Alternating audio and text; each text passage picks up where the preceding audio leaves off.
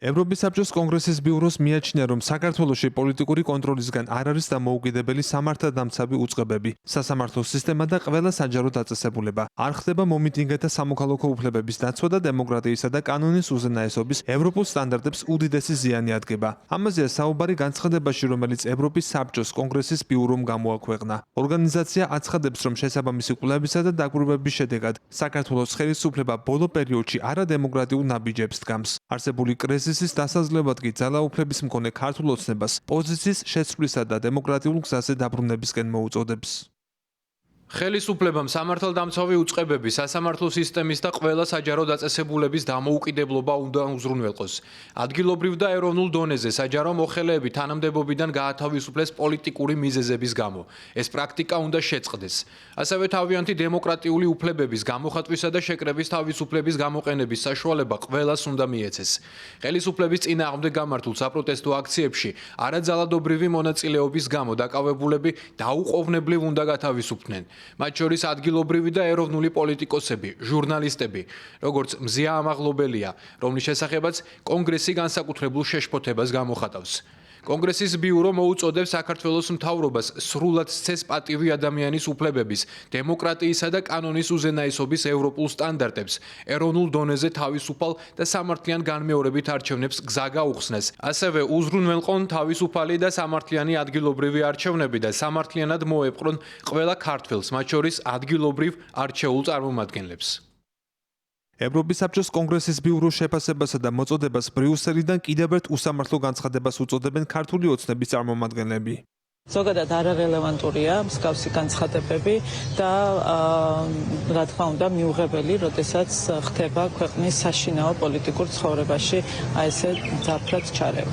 თითქოს და უნდათ წარმოაჩინონ, რომ ოპოზიცია მთელი ერის სახელით საუბრობს და მთელი ქართველი ხალხის სახელით მოქმედებს და მეორეს მხრივ თურმე ისინი არ არიან მზად იმისთვის, რომ მონაწილეობა მიიღონ არჩევნებში და რაღაც დრო ჭირდებათ მხარდაჭერების მობილიზებისთვის, აბა სხვა რისთვის უნდა გჭირდებოდეს დრო არჩევნებში, როდესაც მონაწილეობას იღებენ. ნებისმიერი განცხადება, რომელიც იქნება ყველანაირ საფუძველს მოკლებული, რომელიც იქნება პირდაპირ ჩვენი ქვეყნის შიდა საქმეებში ჩარევის მცდელობები, ურჩევნიათ ამ ადამიანებს, რომ გაჩუმდნენ, მაინც წინააღმდეგ შემთხვევაში ქართული ხალხის პასუხი იქნება, რა თქმა უნდა, ისეთი, როგორც ეს ეკადრება ღირსეულ ადამიანებს. თავიანთ ქვეყნებში ადამიანებმა სახეში რო უაწუნონ პოლიციელებს, პირდაპირ ნაშხალები ესროლონ, ცოცხლად დაწვის მცდელობები რო ქონდეს პოლიციელებისა, მაშინ რა რეაქცია ექნება?